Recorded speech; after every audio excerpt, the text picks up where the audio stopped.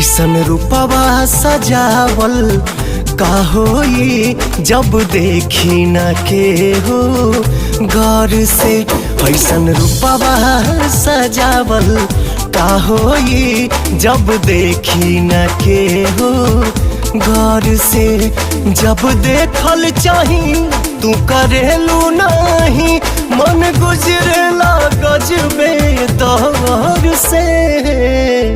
तू हर कजरा लगावल का होई जब देखी न के हो गौर से। ऐसन रूपवा सजावल का होई जब देखी न के हो गौर से।